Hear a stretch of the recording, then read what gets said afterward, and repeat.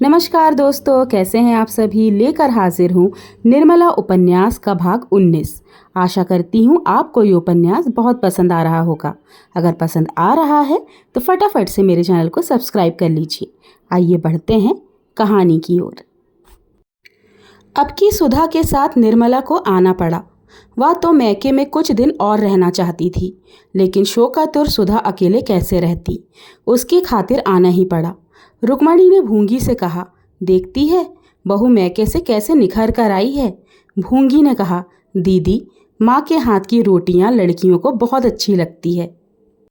रुक्मणी, ठीक कहती है भूंगी, खिलाना तो कुछ माँ ही जानती है। निर्मला को ऐसा मालूम हुआ कि घर का कोई आदमी उसके आने से खुश नहीं। मुंशी जी ने खुशी तो बहुत दिखाई, पर हृदयगत चिंता को ना छिपा सके।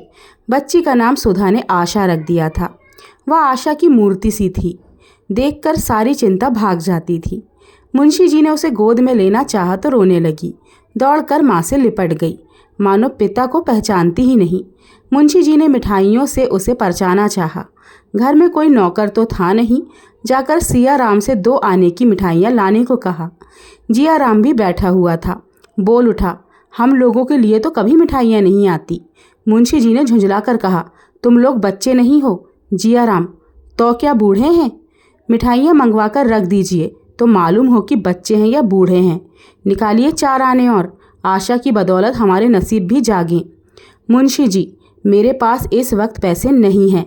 जाओ सिया, जल्द आना। जिया राम, सिया नहीं जाएगा, किसी का गुलाम नहीं है। आशा अपने बाप की बेटी है तो वह भी अपने बाप का बेटा है। मुंशी जी, क्या फजूल की बातें करते हो। नन्ही सी बच्ची की बराबरी करते तुम्हें शर्म नहीं आती। जाओ सिया राम, ये पैसे लो। जिया राम, मत जाना सिया, तुम किसी के नौकर नहीं हो। सिया बड़ी दुविधा में पड़ गया, किसका कहना माने। अंत में उसने जिया राम का कहना मानने का निश्चय किया। बाप ज़्यादा से ज़्यादा घुड़क देंगे, जिया तो मारेगा, फिर वह किसके पास फरियाद लेके जाएगा। बोला, मैं ना जाऊँगा। मुंशी जी ने धमकाकर कहा, अच्छा तो मेरे पास फिर कोई चीज़ मांगने मत आना। मुंशी जी खुद बाहर चले गए और 1 रुपए की मिठाई लेकर आए। 2 आने की मिठाई मांगते हुए उन्हें शर्म आई। हलवाई उन्हें पहचानता था, दिल में क्या कहेगा। मिठाई लिए मुंशी जी अंदर चले गए। सिया राम ने मिठाई का बड़ा सा दोना देखा तो बाप का कहना ना मानने का उसे दुख हुआ। अब वह किस मुंह से मिठाई लेने अंदर जाएगा। बड़ी भूल हुई। वह मन ही मन जिया राम के चांटों की चोट और मिठाई की मिठास में तुलना करने लगा। सहसा भूंगी ने 2 तश्तरियाँ दोनों के सामने लाकर रख दी। जिया राम ने बिगड़कर कहा, इसे उठा ले जा। भूंगी, काहे को बिगड़ते हो बाबू, क्या मिठाई अच्छी नहीं लगती? जिया राम, मिठाई आशा के लिए आई है, हमारे लिए नहीं। ले जा, नहीं तो मैं सड़क पर फेंक दूंगा। हम तो पैसे पैसे के लिए रटते रहते हैं और यहाँ रुपए की मिठाई आती है। भूंगी, तुम ले लो सिया बाबू, यह ना लेंगे ना सही। सिया राम ने डरते डरते हाथ बढ़ाया था कि जिया राम ने डांट कर कहा, मत छूना मिठाई, नहीं तो हाथ तोड़कर रख दूंगा, लालची कहीं का। सिया राम यह घुड़की सुनकर सहम उठा। मिठाई खाने की हिम्मत ना पड़ी। निर्मला ने यह कथा सुनी तो दोनों लड़के को मनाने चली गई। मुंशी जी ने कड़ी कसम रखा दी, निर्मला आप समझते नहीं, यह सारा गुस्सा मुझ पर है। मुंशी जी, गुस्ताख हो गया है। इस ख्याल से कोई सख्ती नहीं करता कि लोग कहेंगे बिना माँ के बच्चों को सताते हैं, नहीं तो सारी शरारत घड़ी भर में निकाल दूं। निर्मला, इसी बदनामी का तो मुझे भी डर है। मुंशी जी, अब ना डरूंगा, जिसके जो जी में आए कहे। निर्मला, पहले तो ये ऐसे ना थे। मुंशी जी, अजी कहता है कि आपके लड़के मौजूद थे, आपने शादी क्यों की? यह कहते भी इसे संकोच नहीं होता कि आप लोगों ने मनसाराम को विष दे दिया। लड़का नहीं है, शत्रु है। जिया राम द्वार पर छिपकर खड़ा था। स्त्री पुरुष में मिठाई के विषय में क्या बातें होती हैं, यही सुनने वह आया था। मुंशी जी का वह अंतिम वाक्य सुनकर उससे रहा न गया। बोल उठा, शत्रु ना होता तो आप उसके पीछे क्यों पड़ते? आप जो इस वक्त कर रहे हैं वह मैं बहुत पहले से समझे बैठा हूँ। भैया ना समझे थे, धोखा खा गए थे। हमारे साथ आपकी दाल ना गलेगी। सारा ज़माना कह रहा है कि भाई साहब को जहर दिया गया है। मैं कहता हूँ तो आपको क्यों गुस्सा आता है? निर्मला तो सन्नाटे में आ गई। मालूम हुआ किसी ने उसकी देह पर अंगारे डाल दिए हों।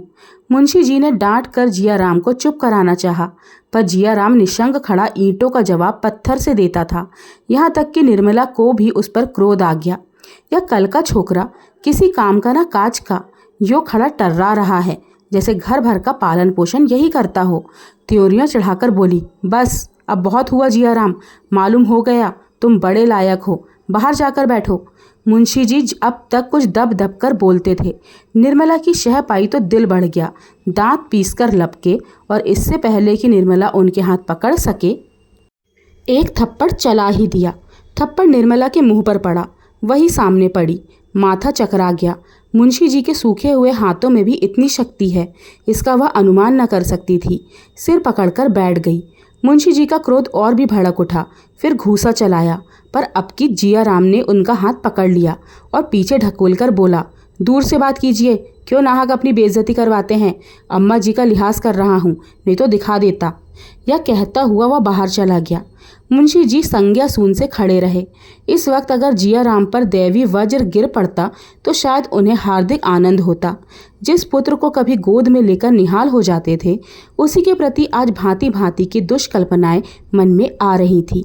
रुक्मणी अब तक तो अपनी कोठरी में थी, अब आकर बोली, बेटा जब अपने बराबर हो गया तो उस पर हाथ न छोड़ना चाहिए। मुंशी जी ने होंठ दबाकर कहा, मैं इसे घर से निकाल कर छोड़ूंगा, भीख मांगे या चोरी करे, मुझसे कोई मतलब नहीं। रुक्मणी, नाक किसकी कटेगी? मुंशी जी, इसकी मुझे चिंता नहीं। निर्मला, मैं जानती कि मेरे आने से यह तूफान खड़ा हो जाएगा तो भूलकर भी ना आती। अब भी भला है, मुझे भेज दीजिए, इस घर में मुझसे ना रहा जाएगा। रुक्मणी, तुम्हारा बहुत लिहाज करता है बहू, नहीं तो आज अनर्थ ही हो जाता। निर्मला, अब और क्या अनर्थ होगा जीदी जी, मैं तो फूंक फूंक कर पाँव रखती हूँ, फिर भी अपयश लग ही जाता है। अभी घर में पाँव रखते देर ना हुई, यह हाल हो गया, ईश्वर ही कुशल करे। रात को भोजन करने कोई ना उठा, अकेले मुंशी जी ने खाया। निर्मला को आज नई चिंता हो गई, जीवन कैसे पार लगेगा। अपना ही पेट होता तो विशेष चिंता ना थी, अब तो एक नई विपत्ति गले पड़ गई थी। वह सोच रही थी, बच्ची के भाग्य में क्या लिखा है। हे राम! चिंता में नींद कब आती है। निर्मला चारपाई पर पड़े करवटें बदल रही थी। कितना चाहती थी कि नींद आ जाए, पर नींद ना आने की कसम खा रखी थी। चिराग बुझा दिया था, खिड़की के दरवाजे खोल दिए थे। टिक टिक करने वाली घड़ी भी दूसरे कमरे में रखाई थी, पर नींद का नाम ना था। जितनी बातें सोचनी थी सब कुछ सोच चुकी थी। चिंताओं का भी अंत हो गया था, पर पलकें ना झपकी।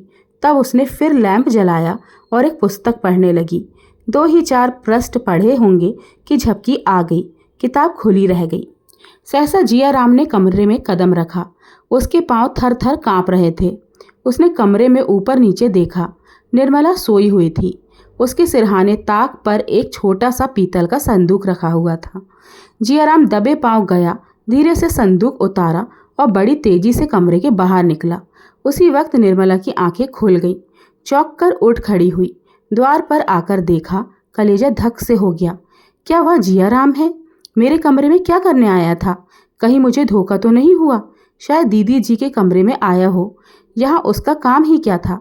शायद मुझसे कुछ कहने आया हो, लेकिन इस वक्त क्या कहने आया होगा? इसकी नीयत क्या है? उसका दिल कांप उठा। मुंशी जी ऊपर छत पर सो रहे थे। मुंडेर ना होने के कारण निर्मला ऊपर ना सो सकती थी। उसने सोचा चलकर उन्हें जगाऊं, पर जाने की हिम्मत न पड़ी। शक के आदमी हैं, ना जाने क्या समझ बैठें और क्या करने को तैयार हो जाएं। कौन जाने मुझे धोखा ही हुआ हो। नींद में कभी धोखा हो जाता है, लेकिन सवेरे पूछने का निश्चय करने पर भी उसे नींद नहीं आई। सवेरे वह जलपान लेकर स्वयं जियाराम के पास गई तो वह उसे देखकर चौंक पड़ा। रोज तो भूंगी आती थी, आज यह क्यों आ रही हैं? निर्मला की ओर ताकने की हिम्मत न पड़ी। निर्मला ने उसकी ओर विश्वासपूर्ण नेत्रों से देखकर पूछा, रात को तुम हमारे कमरे में गए थे? जियाराम ने विस्मय देखकर कहा, मैं? भला मैं रात को क्या करने जाता? क्या कोई गया था? निर्मला ने इस भाव से कहा मानो उसे उसकी बात का पूरा विश्वास हो गया हो। हाँ, ऐसा मुझे लगता है कि कोई मेरे कमरे से निकला। मैंने उसका मुंह तो ना देखा, पर उसकी पीठ देखकर अनुमान किया कि शायद तुम किसी काम से आए हो। इसका पता कैसे चले कौन था? कोई था जरूर, इसमें कोई संदेह नहीं है। जियाराम अपने को निरपराध सिद्ध करने की चेष्टा कर कहने लगा, मैं रात को थिएटर देखने चला गया था। वहां से लौटा तो एक मित्र के घर लेट रहा। थोड़ी देर हुई लौटा हूँ। मेरे साथ और भी कई मित्र थे, जिससे जी चाहे पूछ ले। हाँ भाई, मैं बहुत डरता हूँ। ऐसा ना हो कोई चीज़ गायब हो गई तो मेरा नाम लगे। चोर को तो कोई पकड़ नहीं सकता, मेरे मत्थे जाएगी। बाबूजी को आप जानती हैं, मुझे मारने दौड़ेंगे। निर्मला, तुम्हारा नाम क्यों लगेगा? अगर तुम ही होते तो भी तुम्हें कोई चोरी नहीं लगा सकता। चोरी दूसरे की चीज़ की जाती है, अपनी चीज़ की चोरी कोई नहीं करता। अभी तक निर्मला की निगाह अपने संदूकचे पर ना पड़ी थी। भोजन बनाने लगी। जब वकील साहब कचहरी चले गए तो वह सुधा से मिलने चली गई। इधर कई दिनों से मुलाकात ना हुई थी। फिर रात वाली घटना पर विचार परिवर्तन करना था। भूंगी से कहा, कमरे में से गहने का बक्सा उठा ला। भूंगी ने लौटकर कहा, वहाँ तो कोई संदूक नहीं है, कहाँ रखा है? निर्मला ने चिढ़कर कहा, एक बार में तो तेरा काम ही नहीं होता, वहाँ छोड़कर और जाएगा कहाँ? अलमारी में देख जा। भूंगी, नहीं बहू जी, अलमारी में तो नहीं देखा, झूठ क्यों बोलूं? निर्मला मुस्कुरा पड़ी, बोली, जा देख जल्दी आ। एक क्षण में भूंगी फिर खाली हाथ लौट आई। अलमारी में भी तो नहीं है, अब जहाँ बताओ वहाँ देख के आती हूँ। निर्मला झुंझलाकर यह कहती हुई उठ खड़ी हुई, तुझे ईश्वर ने आंखें ही ना जाने किस लिए दी हैं। देख कमरे में से लाती हूँ कि नहीं। भूंगी भी पीछे पीछे कमरे में गई।